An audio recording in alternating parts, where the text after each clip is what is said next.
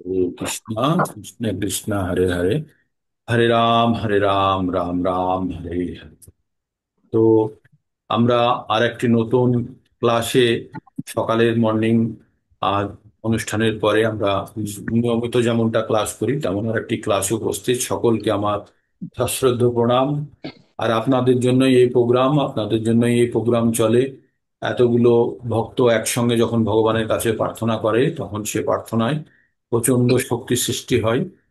তাই আমরা প্রত্যেকবার ভগবানের কাছে আমরা হাত তুলে ভগবানের কাছে কাতর হয়ে আমরা প্রার্থনা করব, ভগবান তুমি আমাদের প্রতি সন্তুষ্ট হও এবং আমাদেরকে প্রকৃত রাস্তা দেখাও।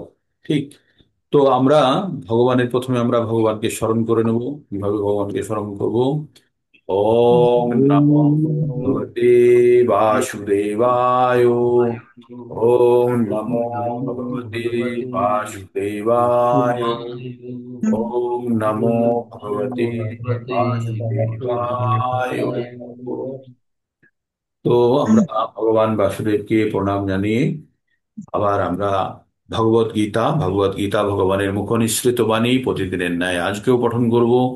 ভগবান কুরুক্ষেত্রে যুদ্ধক্ষেত্রে অর্জুনকে বলেছিলেন, অর্জুনকে যে কথাগুলো বলেছিলেন সেই কথাগুলো যদি এই পুস্তকের মাধ্যমে আমাদের কাছে এসে পৌঁছয়, তাহলে অর্জুন যে ফল লাভ করেছিল সেই ফল আমরা অবশ্যই লাভ করব।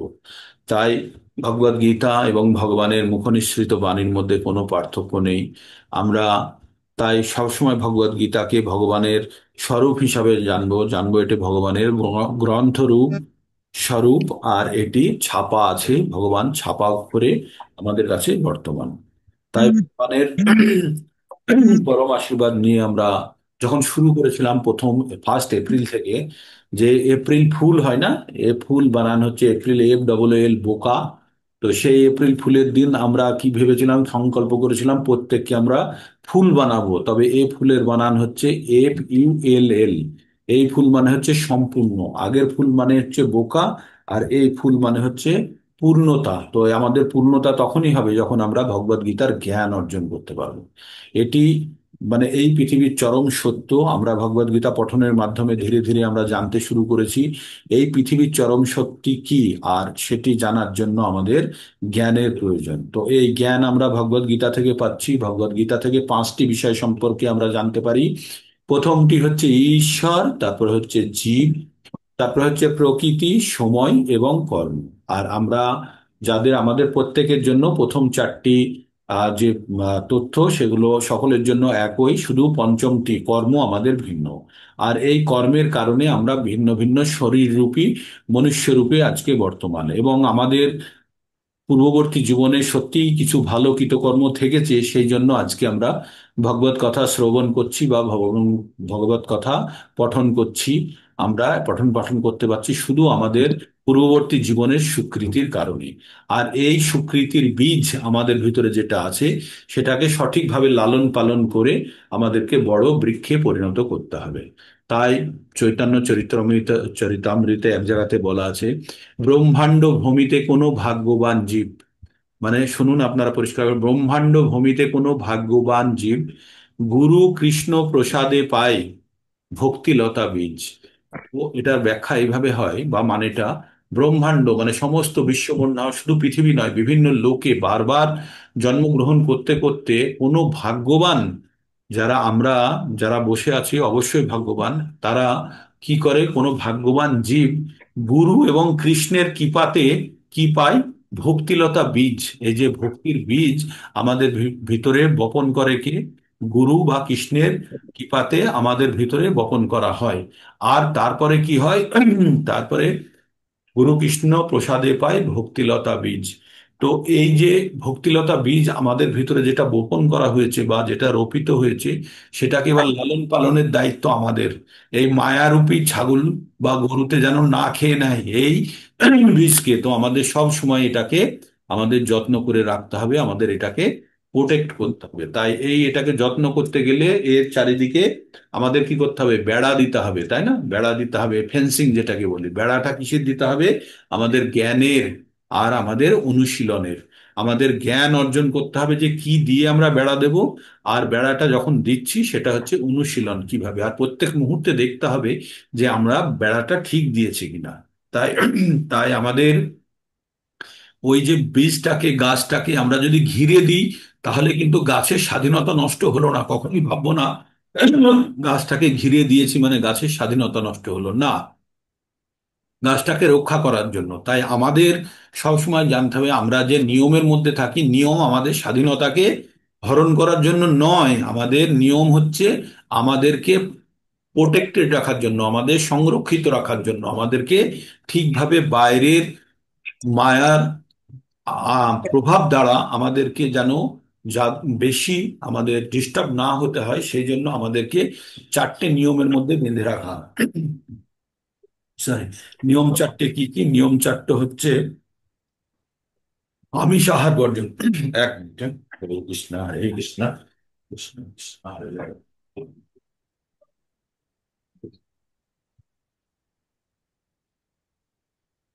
মিউট করে দিন না প্রভু।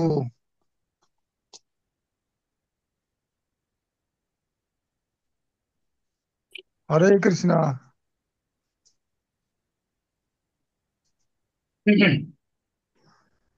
প্রভু একটু মিউট করে দিন না। হরে কৃষ্ণ হরে কৃষ্ণ, কৃষ্ণ প্রভু একটু কৃষ্ণ মিউট হরে করে হরে, দিন। হরে রাম রাম রাম হরে হরে। তো আমাদের যে এই যে ভক্তিলতা বীজ, এই ভক্তিলতা বীজটা সুন্দর বৃক্ষে কখন পরিণত হবে? যখন তাকে লালন পালন করতে হবে। তার মানে দুটো জিনিস করতে হবে, তাকে তাকে যত্ন করে লালন পালন করতে হবে, আর তাকে রক্ষা করতে হবে বাইরের কোনো আঘাত দ্বারা, বাইরের কোনো পশু পাখি বা ঝড় বা অত্যধিক কোনো জিনিস দ্বারা যেন এটা নষ্ট না হয়ে যায়। তাই এটাকে একটা সুন্দর বাইরে থেকে সকলের দ্বারা প্রোটেক্ট করতে হবে। তাহলে কি করতে হবে? একটা বেড়া দিতে হবে। এবার সেই বেড়া দিতে হবে, আর আমাদের দিতে হবে নিয়মিত তার পরিচর্যা করতে হবে, জল দিতে হবে, সার দিতে হবে। তবেই তো সেটি বৃক্ষে পরিণত হবে। আর একবার যখন বৃক্ষে পরিণত হবে তখন আর ছোটখাটো জিনিসে সেটি বিচলিত হবে না। তাই আমরা যারা প্রথম প্রথম ভক্তির পথে আসি, তখন আমাদের খুব সম্ভাবনা থাকে যে আমরা অন্যের কথাতে প্লাবিত হয়ে যাব, অন্যের কথাতে বয়ে যাব। হ্যাঁ, তো সেইটা যেন না হয়, তাই আমাদের কি করতে হবে? আমাদের এই যে ভক্তিলতা বীজ আছে, সেটিকে সুন্দরভাবে আমাদেরকে প্রোটেক্ট করতে হবে, যাতে বৃক্ষটি খুব সুন্দর বৃক্ষে। তো প্রোটেক্ট করার জন্য আমাদের চারটে নিয়ম, চারটে নিয়মের মধ্যে কি কি পড়ছে? আমাদের চারটে নিয়মের মধ্যে থেকে প্রথম নিয়মটি যেটি বলছে সেটি শতগুণে স্থিত হওয়া। আমরা বারবার আমরা পঠনে কি পড়ছি? আমরা তিনটে গুণের মধ্যেও পড়েছি, শতগুণে না যেতে পারলে তার পরবর্তী ধাপে আমরা যেতে পারবো না। শতগুণে যেতে হলে আমাদের কি করতে হবে? প্রথম যেটা হচ্ছে জিহ্বার স্বাদ, যেটি তার মানে আমাদের যে গাছটি আছে, ভক্তিলতা বীজ আছে, সেই বীজটি নষ্ট হতে পারে যদি বাইরে থেকে কোনো ধরনের বিষাক্ত রস চলে আসে বা বিষাক্ত জল চলে আসে, তাহলে গাছটি মারা যেতে পারে। তেমনি আমরা যখন আমিষ গ্রহণ করছি, আমিষ আহার গ্রহণ করছি, তখন কি হচ্ছে? আমাদের এই ভক্তিলতা বীজটি নষ্ট হয়ে যাচ্ছে, ভক্তিলতা বীজটি নষ্ট হয়ে যাচ্ছে। তাই ভক্তিলতা বীজকে রক্ষা করার জন্য আমাদেরকে বর্জন করতে হবে। যারা পারেননি তাদেরকে সংকল্প করতে হবে যে আমি 1 মাস 2 মাস 3 মাস 6 মাসের মধ্যে ভগবানকে প্রার্থনা করতে হবে, ভগবান আমার জন্য তুমি একটু সিচুয়েশন তৈরি করো যাতে আমি ত্যাগ করতে পারি। আর তার থেকে দুটো জিনিসে আপনার কষ্ট, একটা হচ্ছে নিজের সংকল্প, আর 2 নম্বর হচ্ছে বাহ্যিক পরিস্থিতি। আমরা সকলেই গৃহস্থ, বিভিন্ন জনের বিভিন্ন ধরনের অসুবিধা আছে। আপনি হয়তো নিয়ম পালন করছেন কিন্তু বাড়িতে আপনার অন্যান্য মেম্বাররা করে না, বা অন্যান্য মেম্বারের মধ্যে কেউ চরম বিরোধিতা করছে। তবে সেই সব জায়গাতে আপনাকে কি করতে হবে? নিজের জায়গাটাকে ঠিক রাখতে হবে, রেখে আপনাকে সংকল্প করতে হবে, ভগবানের কাছে প্রার্থনা করতে হবে ভগবান ওদের মধ্যেও যেন সুমতি দেয় ভগবান। ঠিক? তো তাহলে আমাদের প্রথম নিয়ম যেটি হবে সেটি হবে আমরা আমরা আমিষ বর্জন করব। যারা করেছেন তারা অনেক কিছু অ্যাচিভ করে গেছেন, যারা এখনো চেষ্টা করছেন তারাও পারবেন। তবে খুব অনেস্টির সঙ্গে করতে হবে, অনেস্টির সঙ্গে করতে হবে। নিজের ইচ্ছা যদি আপনারা সম্বরণ করতে পারেন তাহলেই হবে। আর তারপরেরটা হচ্ছে আপনার নেশা বর্জন। কোনো ধরনের যেন নেশা আমাদেরকে বিচলিত করতে না পারে, নেশা থেকে দূরে থাকতে হবে। ইভেন চা, চা গ্রহণ করাটাও নেশার মধ্যে পড়ে। মানে যে কোনো জিনিস যেটি আমাদেরকে আমাদের তপস্যা থেকে আমাদের আহ যে একনিষ্ঠ হয়ে যখন আমরা ভক্তির পথে এগোচ্ছি, তখন আমাদেরকে যে জিনিসটা বিচলিত করতে পারে সেটি হচ্ছে নেশা। তো নেশা থেকে আমাদের দূরে থাকতে হবে। 3 নম্বর হচ্ছে শৌচতা, আমাদের পবিত্র থাকতে হবে অন্তরে এবং বাইরে। আমাদের অন্তরের পবিত্রতা কিভাবে শুদ্ধিকরণ হয়? যখন আমরা ভগবানের পবিত্র নাম জপ করি, হরে কৃষ্ণা কৃষ্ণ কৃষ্ণ হরে হরে, হরে রাম রাম রাম হরে হরে। যখন আমরা ভগবানের পবিত্র নাম জপ করি, তখন আমাদের অন্তরের শুদ্ধিকরণ হয়। আর বাইরের শুদ্ধিকরণ হয় যখন আমরা গঙ্গার গঙ্গা জল রূপী অমৃতে স্নান করি বা নিয়মিত স্নান করি। তো এখানে আমাদের শৌচতা বা পবিত্রতা নষ্ট হয় যখন আমরা অন্তরে এবং বাইরে অপবিত্র হয়ে যাই, যখন আমরা পরস্ত্রী বা পরপুরুষ সঙ্গ করি। ঠিক, তাহলে সেটা বর্জিত। আর চতুর্থ যেটা হচ্ছে সেটা হচ্ছে সত্যের উপরে নির্ভর করে আমরা কখনো মিথ্যার আশ্রয় নেব না।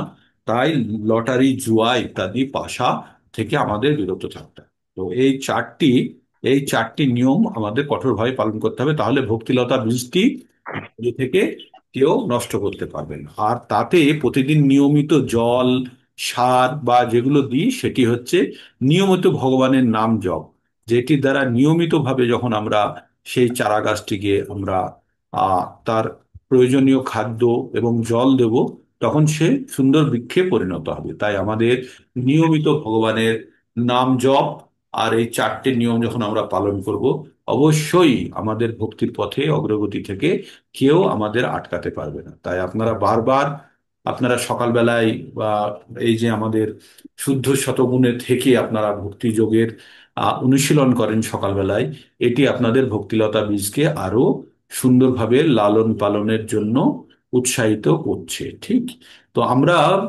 ভগবদ গীতার মধ্যে থেকে কি পড়ে ফেলেছি? আমরা 1 থেকে 6 পর্যন্ত আমরা কর্মযোগ পড়ে ফেলেছি। তারপরে আমরা কি পড়েছি? আমরা আমরা 1 থেকে 6 পর্যন্ত কর্মযোগ পর্যন্ত পড়ে ফেলেছি। তারপরে আমরা পড়ে ফেলেছি আহ ভক্তিযোগ পড়েছি 7 থেকে 12 পর্যন্ত। আর কি পড়েছি? আমরা 7 থেকে 12 পর্যন্ত ভক্তি পড়েছি। আর কি পড়েছি আমরা? আমরা পড়েছি জ্ঞান যোগের আমরা জ্ঞান যোগের আমরা 2টো অধ্যায় পড়ে ফেলেছি, 12 এবং 13। না, 13 এবং 14, শেষের একদম শেষ লগ্নে এসে পৌঁছেছি। তো আমরা জ্ঞান যোগ থেকে কি পাচ্ছি? জ্ঞান যোগ থেকে যে জ্ঞানটি পাচ্ছি সেই জ্ঞানটি দিয়ে আমাদের ভক্তিকে আরো শক্তিশালী করার জন্য আমরা জ্ঞান যোগের প্রথম অধ্যায়ে আমরা 6টি বিষয় সম্বন্ধে জেনেছি: ক্ষেত্র, ক্ষেত্রজ্ঞ, জ্ঞান, জ্ঞেয় আর প্রকৃতি আর পুরুষ। ঠিক, এগুলো আমরা জেনেছি। আর আমরা 14 নম্বর অধ্যায়ে গিয়ে আমরা পৌঁছে কি পড়েছি? আমরা আমরা এখানে পড়েছি প্রকৃতির 3টে গুণ। প্রকৃতির 3টে গুণ আমরা সব সময় যেটা বলি, এই 3টে গুণ আমাদের যত কিছু ভালো বা মন্দের কারণ। প্রকৃতির 3টে গুণ কি কি? সত, রজ আর তম। এই 3টে গুণের প্রভাবে আমরা কিন্তু কাজ করি। আমরা যখনই ভাবি যে আমরা যে কোনো কাজ করছি, আমরা বুক থাবড়ে বলি আমি এই করেছি সেই করেছি, কিচ্ছু করিনি, আমরা কোনো কিছু করতে পারি না। এই গ্রন্থে বারবার এই কথাটা বলছে, আমরা কোনো কিছু করতে পারি না। কি করে এটা? আমাদের এই শরীরটা করে। কিভাবে করে? এই গুণের প্রভাবে। তো এটাকে একটি শ্লোকের মাধ্যমে এইভাবে বলা হয়েছে যে প্রকৃতি ক্রিয়া মানানি, মানে প্রকৃতি এই কাজটা করাচ্ছে। গুণে কর্মণি সর্বস্ব, তার গুণে দিয়েই সর্বতোভাবে এই কাজটা করাচ্ছে। প্রকৃতি ক্রিয়া মানানি গুণে কর্মাণি সর্বস্ব অহংকার বিমূঢ় আত্মা। যে আত্মা মানে আমি, আমার যদি অহংকার দ্বারা আমি যদি বোকা হয়ে থাকি বা নিজে ফুলে ফেপে থাকি মিথ্যা গর্ব করে, তা সে কি বলছে? কর্তাহাম ইতি মান্নাতে, নিজেকে কর্তা বলে ভাবে। তো যারা বোকা, যারা অহংকারে ফুলে আছে, তারা নিজেদেরকে কর্তা ভাবে। কিন্তু প্রকৃত জ্ঞান হচ্ছে আমরা নিজে কিছু করি না, আমাদের এই শরীরটা যেটা করে, আমরা মানে হচ্ছে আত্মার কথা বলছি, এই শরীরটা যেটা করে সেটা হচ্ছে প্রকৃতির গুণ দ্বারা। আর প্রকৃতির গুণ কিভাবে আসে? যখন প্রকৃতিজাত দ্রব্যসমূহ আমরা গ্রহণ করি। এবার প্রকৃতি থেকে আমরা যেগুলো দহন করে, প্রকৃতিকে শোষণ করে যেগুলো গ্রহণ করলাম, সেই গুণ আমাদের মধ্যে উৎপন্ন হবে। তো আমাদের মধ্যে কি কি গুণ আছে? সত, রজ আর তম। এই 3টে গুণ বিভিন্ন সময়ে বিভিন্ন রকম প্রভাব বিস্তার করে, এবং একটি গুণ যখন জিতে অন্য গুণ দুটোকে পরাজিত করে, তখন সেই গুণের অধীনে আমরা চলে আসি। যখন শতগুণ জিতে যায় শক্তিশালী হয়ে, রজ এবং তমকে পরাজিত করে, তখন আমরা শতগুণের প্রভাবে থাকি, আমাদের কার্যকলাপ সব শতগুণে হয়।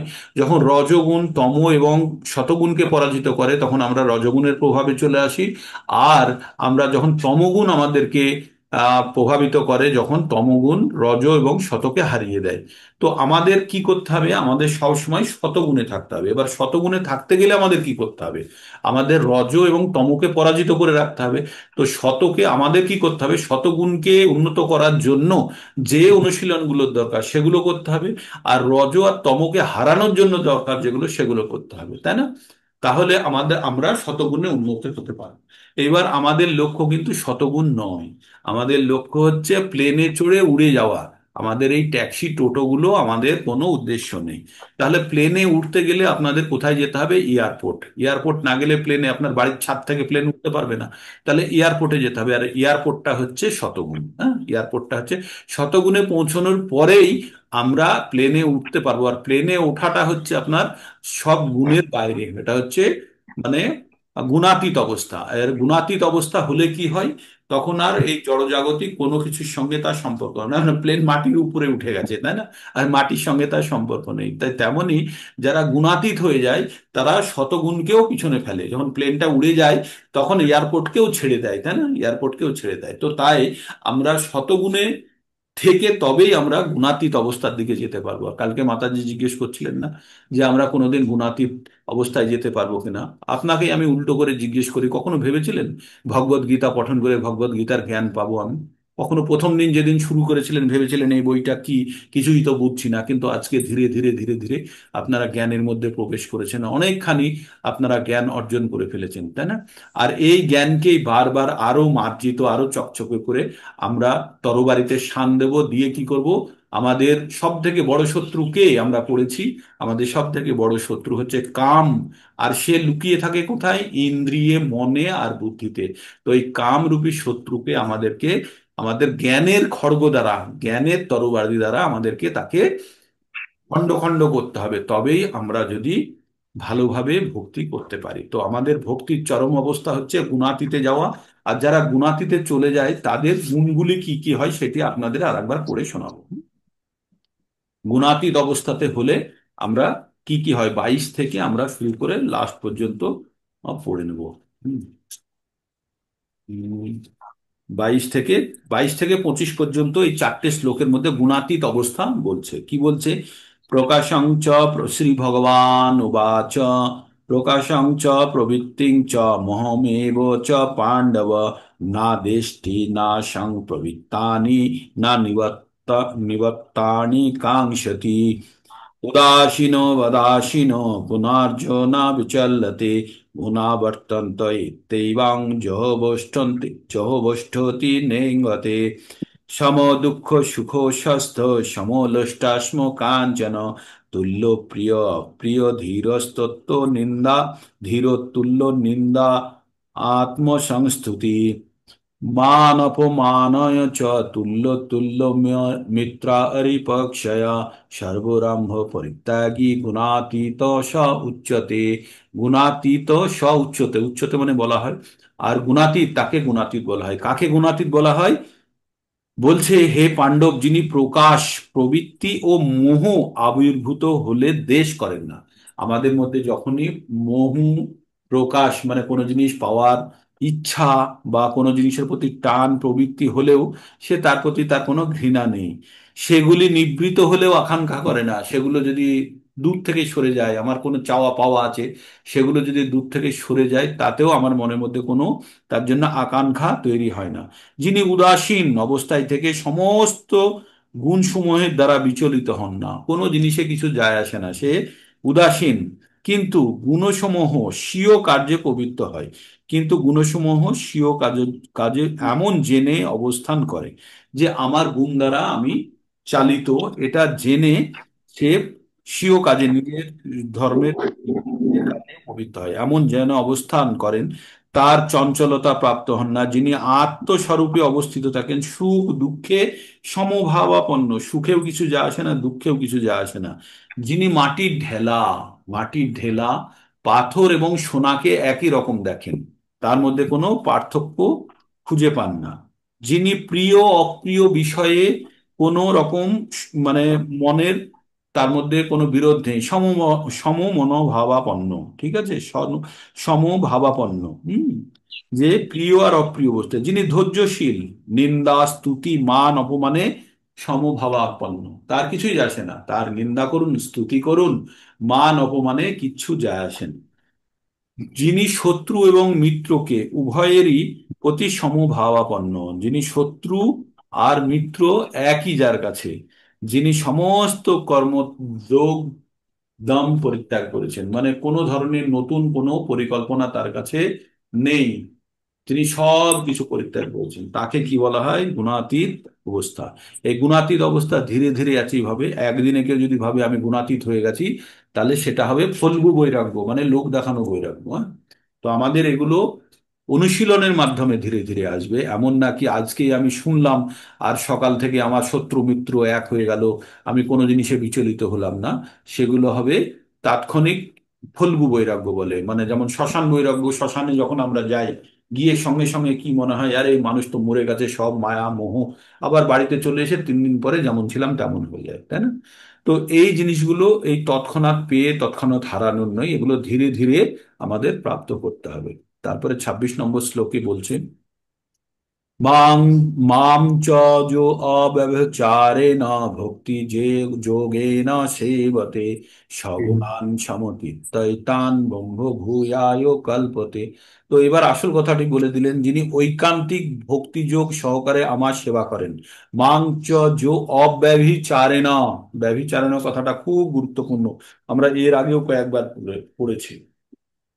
মানে অনন্য ভক্তির কথা বলছে, আর কোনো জিনিসে যার কোনো রকম আসক্তি নেই, এইরকম অবস্থাটাকে অব্যভিচারেণ বলছে। ভগবান এই ব্যাপারে প্রচন্ড মানে সংকীর্ণ মনোভাব নিয়ে থাকেন, বা এখানে বলে হচ্ছে অর্থোডক্স, বা ভগবান খুব কনজারভেটিভ এই জায়গাটায়। যে ভগবান ছাড়া আর কাউকে ভগবান এটা সহ্য করে না, যে কোন রকম, ভগবান জানে যে সম্পূর্ণরূপে যে ভগবানের উপরে নির্ভরশীল, তার জন্যই ভগবান করেন। কিন্তু সবাই যদি ভাবে যে আমি 5 জনকে সন্তুষ্ট করে ভগবানকেও দেবো, ভগবান ওই রকম ভক্তি আমাদের থেকে চান না। ভগবান কি চান?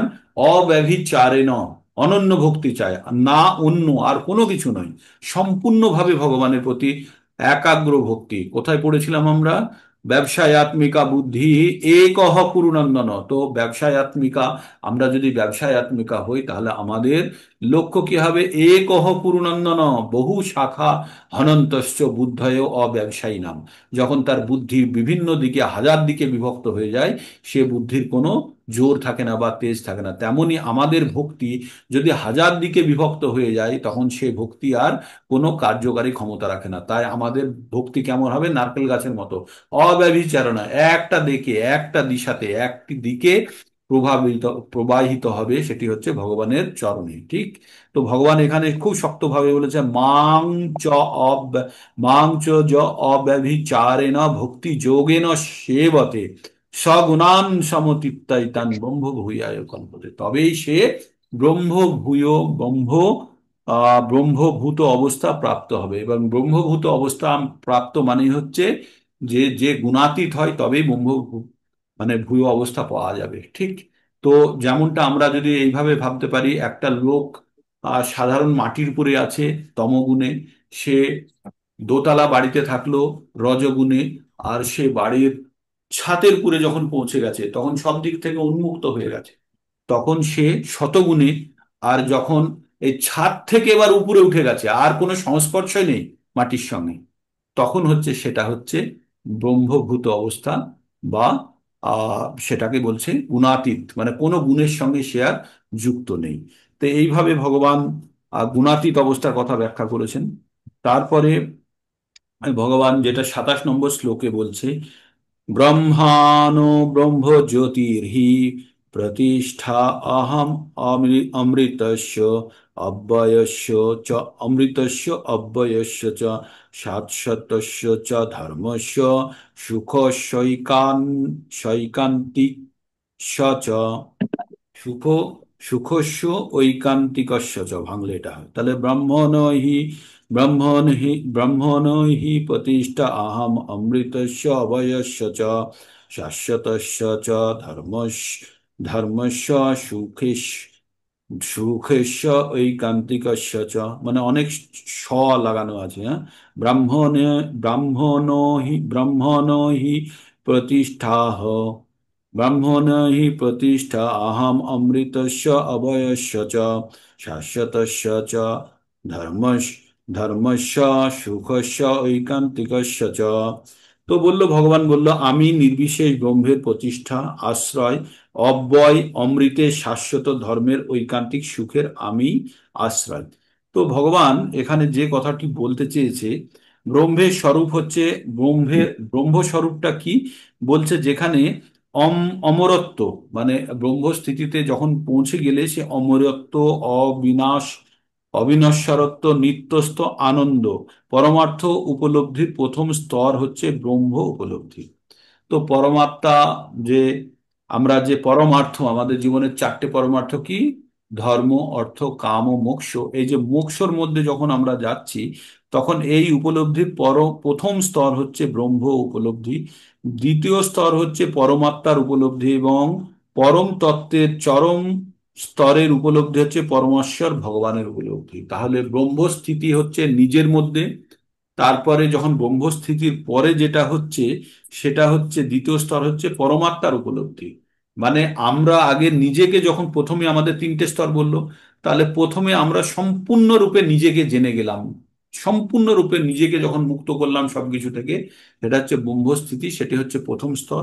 সেখানে আমরা নিজেকে সম্পূর্ণভাবে জেনেছি। তারপরেরটা হচ্ছে পরমাত্মাকে জানা, পরমাত্মাকে যখন জেনে গেলাম, দ্বিতীয় স্তর। আর তৃতীয় স্তর হচ্ছে ভগবানকে জানা। তো এইভাবে ব্রহ্মস্থিতি থেকে মানুষ চরম, মানে পরম গতি পর্যন্ত পৌঁছানোর রাস্তাটা এখানে বললেন।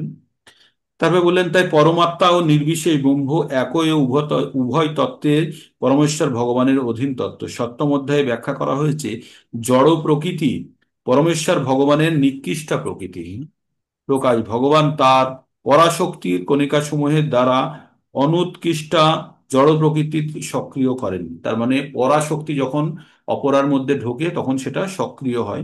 সেটি জড় প্রকৃতির চেতনার প্রকাশ। জড় প্রকৃতির বন্ধনে আবদ্ধ জীব যখন পারমার্থিক জ্ঞানের অনুশীলন করেন, তখন তিনি জড় অস্তিত্ব থেকে ধীরে ধীরে পরম তত্ত্বের ব্রহ্মভূত অবস্থায় উন্নীত হন।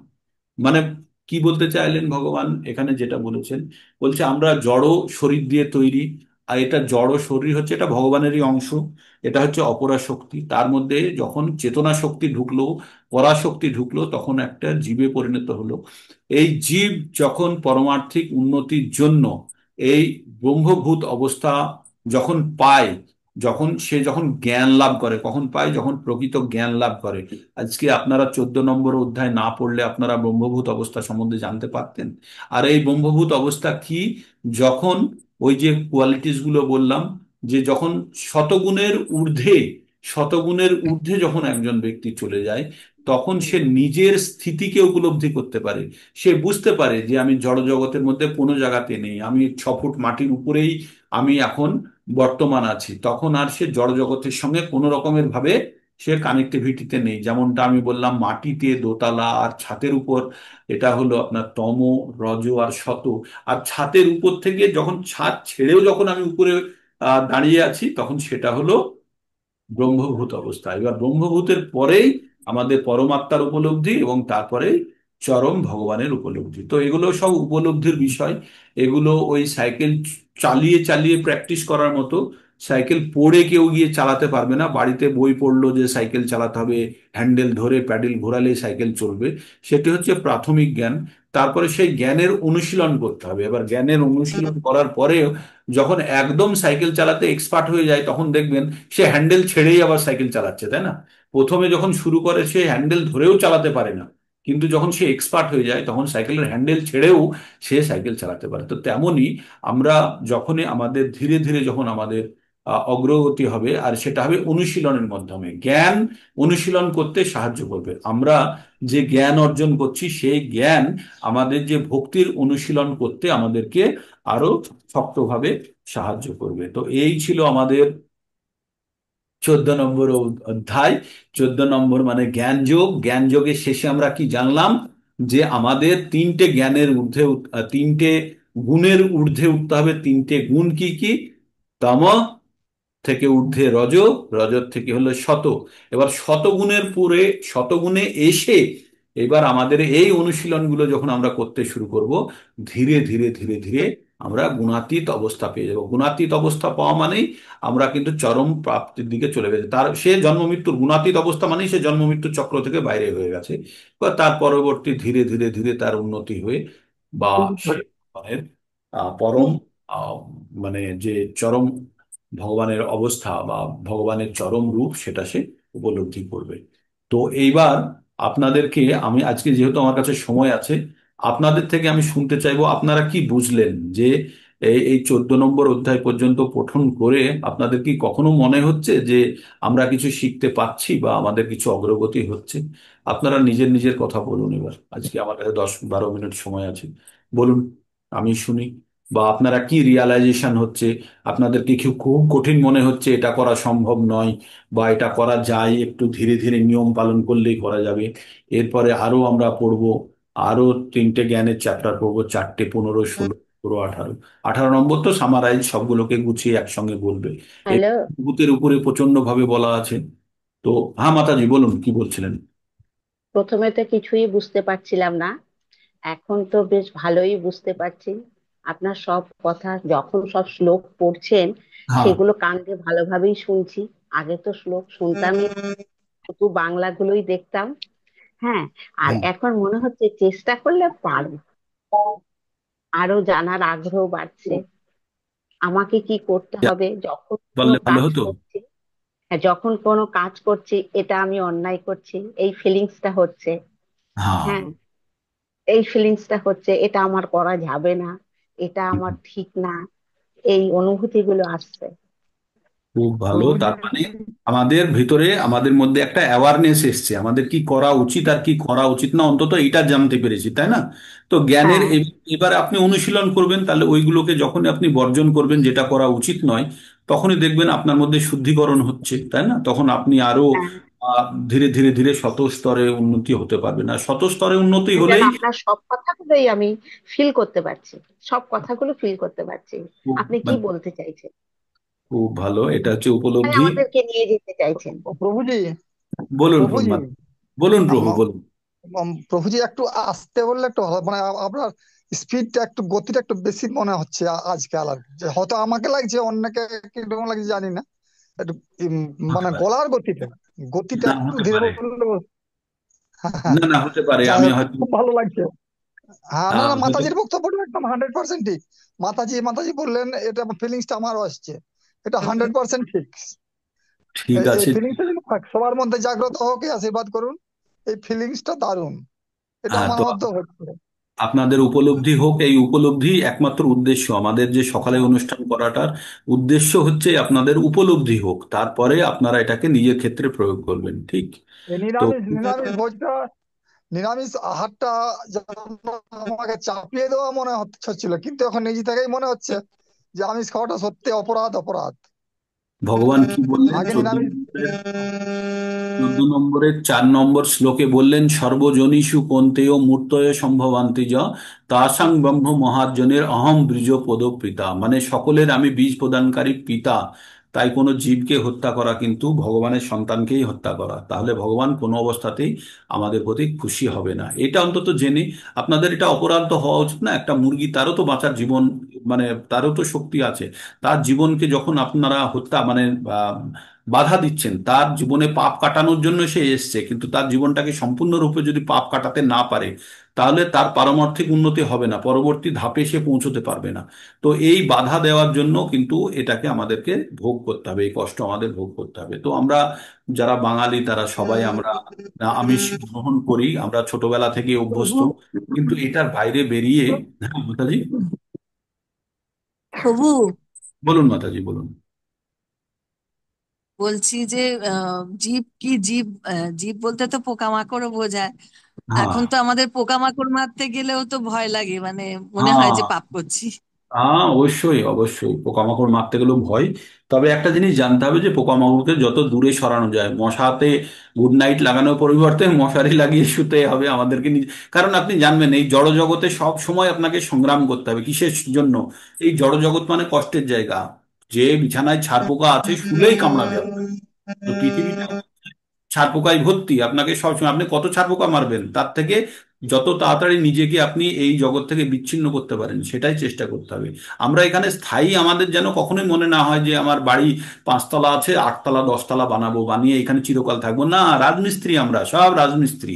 একটা বাড়ি বানিয়ে ছেড়ে আবার আর একটা বাড়ি তৈরি করব, যদি আমাদের মধ্যে রজগুণের প্রভাবটা থাকে। একটা বাড়ি ছেড়ে, কারণ এই বাড়িতে থাকতে থাকতে মরে যাব, গিয়ে আবার পরিশ্রম করব, করে আবার আর একটা বাড়ি বানাবো, আবার ওইখানে কিছুদিন থাকার পরে আবার আর একটা বাড়ি বানাবো, তো রাজমিস্ত্রি হয়ে যাব আমি, তাই না? তো তার পরিবর্তে ভগবান বলছে এই পৃথিবী স্থায়ী জায়গা নয়, এখান থেকে যত সম্ভব তাড়াতাড়ি আমাদের বেরোতে হবে। আর এই সুযোগটাকে কাজে লাগাতে হবে। কোন সুযোগটা? এই মানব জীবনের। অন্তত আমাদের কাছে এই জ্ঞানটা তো এসছে যে আমরা ঠিক জায়গায় নেই, আমরা ভুল জায়গায় আছি। আমরা এই ভুল জায়গা থেকে কি করে তাড়াতাড়ি বেরোবো। আপনারা যদি কোনো রাস্তায় আসছেন আর আশেপাশে যদি গুন্ডা থাকে, তখন আপনাদের মনে ভয় হয় তো যে না, আমি গুন্ডার চক্করে পড়ে গেছি, এখান থেকে কি করে আমি সেফ জোনে যাব তাড়াতাড়ি, তাই না?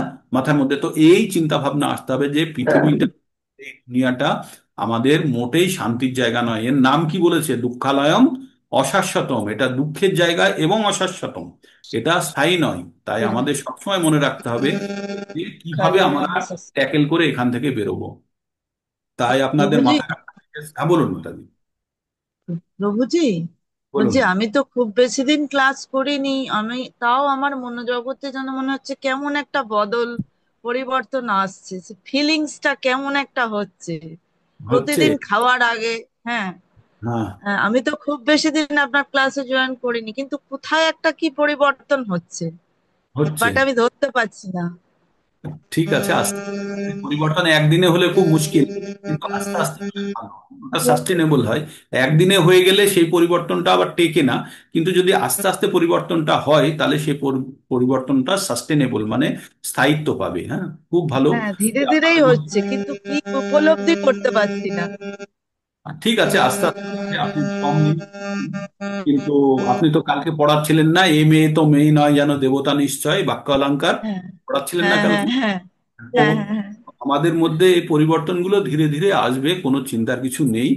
আর এই শিক্ষা আপনাদের সকলকে, আমি, আমার উদ্দেশ্য কি বলুন তো, আপনাদের সকলকে এক একটা নিজে নিজে সেন্টার চালান না, আপনারা নিজে নিজে অন্তত 20 জনকে আপনারা ট্রেনিং দেবেন, 20 জনকে ভগবত ভক্তির কথা শোনাবেন।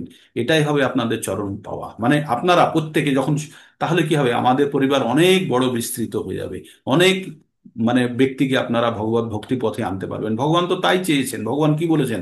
যো ইদম পরমম গুহ্যম মদ্ভক্তেষু অভিধাস্যতি ভক্তিময়ী পরম কীর্তা মামেব এষস্য অসংশয়। যে আমার এই পরম জ্ঞান আমার ভক্তদের মধ্যে বিতরিত করে, তার থেকে প্রিয় আমার কাছে আর কেউ নেই। সে যে আমার কাছে আসবে তাতে কোনো সন্দেহ নেই। তো আমরা নির্মল চিত্তে যদি আমরা কোনো উদ্দেশ্য ছাড়াই এই প্রকৃত, এই অমূল্য জ্ঞান যদি আমরা সকলের কাছে পৌঁছে দিতে পারি, তো ভগবান আমাদের প্রতি অবশ্যই খুশি হবেন এবং আমাদেরকে ঠিক রাস্তা উনি দেখাবেন। আমাদের চলতে গেলে অবশ্যই আমরা কষ্ট পাবো, বা বাধা পাবো, কারণ আমরা জানি এই পৃথিবীতে আমরা এসেছি কারণ আমরা যথেষ্ট অন্যায় করেছি। কিন্তু অন্যায়ের পরে যদি আমরা সঠিক রাস্তায় চলে আসি, তাহলে কিন্তু ভগবান বলেছেন অতি চেত সুদূরাচারো ভজতে মাম অনন্য ভাব সাধুরেব সমন্তব্য সম্যক ব্যবস্থিতে হিস। যাদের অতি চেত মানে অত্যন্ত দুরাচারী ব্যক্তিও যদি ভগবানের নামে আর ভগবানের সেবায় যদি যুক্ত হয়ে যায়, তাকে সাধু বলে জানবে, তার ব্যাকগ্রাউন্ড যাই হোক না কেন, সব কিছু তিনি মুছে দেবেন। তো আমরা পরবর্তীতে এগুলো জানবো। তো আপনাদের যে নিজেদের মধ্যে যে ফিলিংসটা, এটা আপনারা অন্যের সঙ্গে, অন্যকে কানেক্ট করার চেষ্টা করুন। অন্যকে এই ফিলিংসটা বোঝাতে পারবেন না তারা, কিন্তু তাদেরকে বলুন যে ভগবত ভক্তিতে আসলে কি হয়, মানুষের কি কেন প্রয়োজন এটা। কারণ ultimately end of the day আমাদের সবাইকে মৃত্যুবরণ করতে হবে, আবার মৃত্যুর পরে আবার জন্ম, এই একই কাজ। একই রাজমিস্ত্রি, বিল্ডিং বানাও, একটা বাড়ি ছেড়ে আর একটা বাড়িতে যাও, একটা বাড়ি ছেড়ে আর একটা, বারবার পুনরপি জননম পুনরপি মরণম। তো এটা তো আমাদের জীবনের উদ্দেশ্য নেই। আমাদের জীবনের উদ্দেশ্য হচ্ছে ভগবানের চরণাশ্রয় পাওয়া। ঠিক লক্ষ্মী রানী গিরি মাতাজি কি বলবেন? হ্যাঁ মাতাজি বলুন। প্রভুজি, বলুন মাতাজি। আমি তো আমি তো উচ্চারণ করতে পারি না। আমি হ্যাঁ। ওই অনুবাদ, বাংলা অনুবাদ আর ওই হ্যাঁ। তাৎপর্য ওইগুলোই আমি প্র্যাকটিস করছি। যেগুলো আপনি বোঝাচ্ছেন হ্যাঁ। হ্যাঁ, পঠন ওগুলো করুন। উচ্চারণ করতে পারি, একদিনে তো মাতাজি ওইগুলো হবে না, পঠন করতে আস্তে আস্তে হবে। ঠিক। আমি উচ্চারণ করতে কিন্তু পারি না, আমি তো দরকার প্রথম। নেই উচ্চারণ করতে। ভগবানের নাম কি জানেন? ভাবাগ্রাহী জনার্দন। ভগবানের নাম হচ্ছে ভাবাগ্রাহী। আপনার ভাব দেখতে চায়, আপনি কি ভাবে ভগবানের সঙ্গে যুক্ত হতে চাইছেন, আপনার উদ্দেশ্য কি, সেটাই ভগবান দেখতে চায়। তো যখনই আমাদের আমি মধ্যে ভক্তির অনেকটাই ভাবটা আসবে। আমি অনেক আগে থেকেই চেষ্টা করেছি। হ্যাঁ, তো চিন্তার কিছু নেই। উচ্চারণ করতে না পারলেও, আমিও তো কত উচ্চারণ করতে পারি না, তো আমি কি ভাবছি যে আমি উচ্চারণ করতে পারলাম না, আমি ফেল হয়ে গেলাম? না, আমি আমি তো উদ্দেশ্যটা তো আমার পবিত্র। বাস। তারপরে চেষ্টা করতে হবে, দু চারবার চেষ্টা করতে হবে। সেটা আপনাদের সঙ্গে যখন আমি পাঠ করি তখনও আমিও চেষ্টা করি, করে হয়তো কিছুটা আমারও উন্নতি হচ্ছে। আমি এইভাবেই ভাবি, তাই না? এইভাবেই হবে আমাদের। ঠিক। তো তাহলে সবাই ক্যামেরা অন করুন একবার, যারা যারা ক্যামেরা অন করতে পারেন। বা তাহলে একটা স্ন্যাপ হয়ে যাক, সকালবেলায় আপনাদের অ্যাটেন্ডেন্স হয়ে যাক। সারাদিন যেন আপনাদের ভগবত ভক্তিতে চলে, ভালো থাকেন। আর সংসারের সবাইকে নিয়ে চলতে হবে, তো না হলে তো হবে না।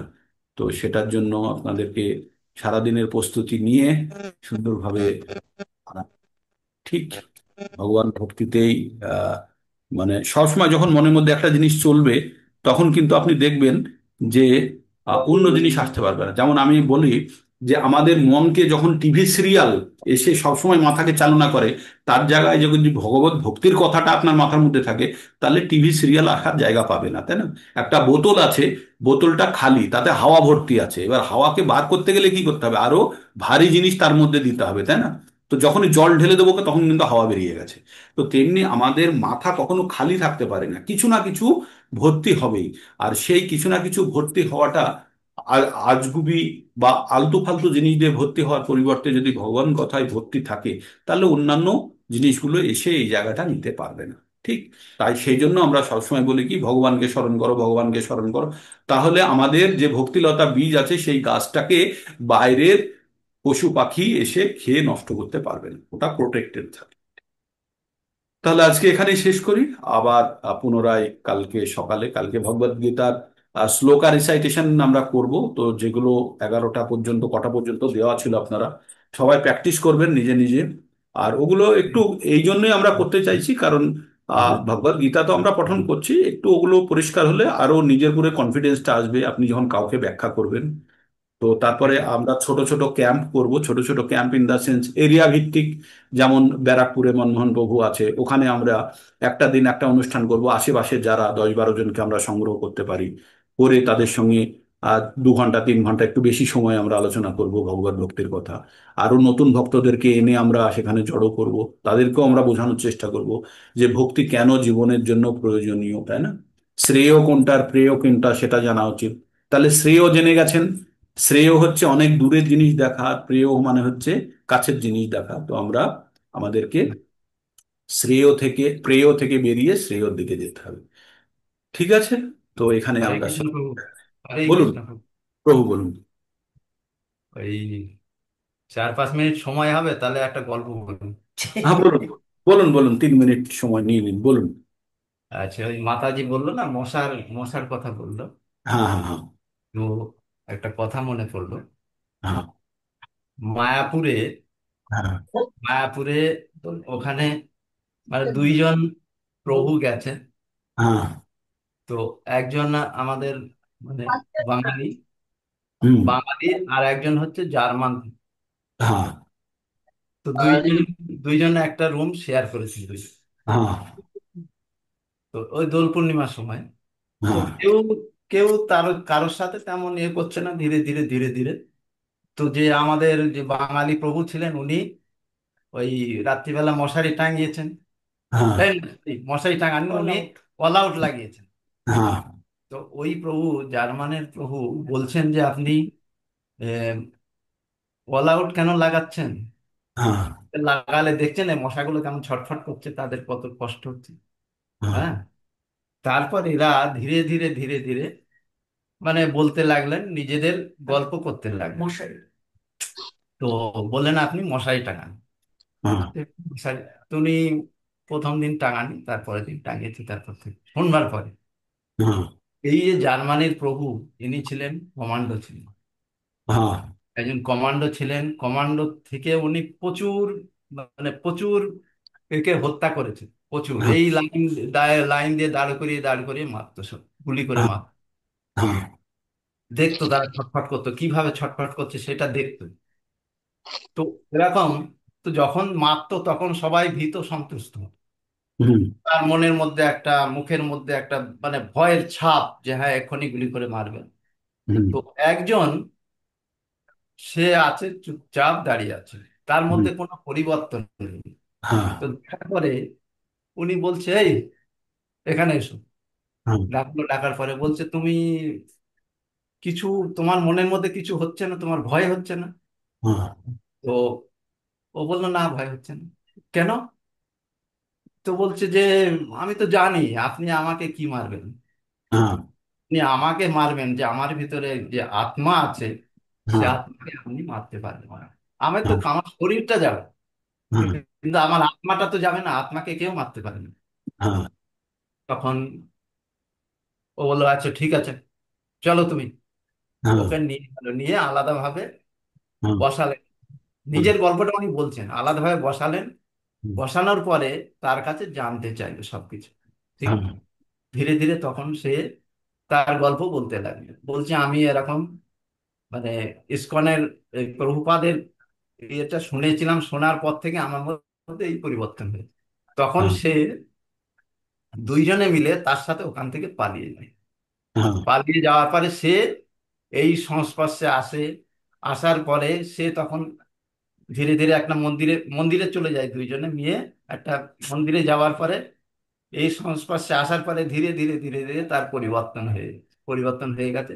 সে এখন মশা ছটফট করলেও সে কিভাবে এ করছে, সেইটা হচ্ছে এটা, মানে এটা গল্প, এটা এটা অরিজিনাল ঘটনা। তো আছে, ঠিক। তো তার মানে এটা হচ্ছে উপলব্ধি, কেউ যদি কোনো জিনিস উপলব্ধি করে ফেলেছে তাহলে তার থেকে বড় শিক্ষার কিছু থাকতে পারে না, তাই না? ঠিক। তো আমরা, খুব ভালো গল্প বললেন মনমোহন প্রভু, ঠিক আছে, মাথায় রাখবো আমরা সবাই। এইভাবে আমরা জীবনের পথে এগোনোর চেষ্টা করব। তো আজকে এখানে বিরাম নিই। হরে কৃষ্ণা হরে কৃষ্ণা, কৃষ্ণ কৃষ্ণ হরে হরে, হরে রাম হরে রাম, রাম রাম হরে হরে।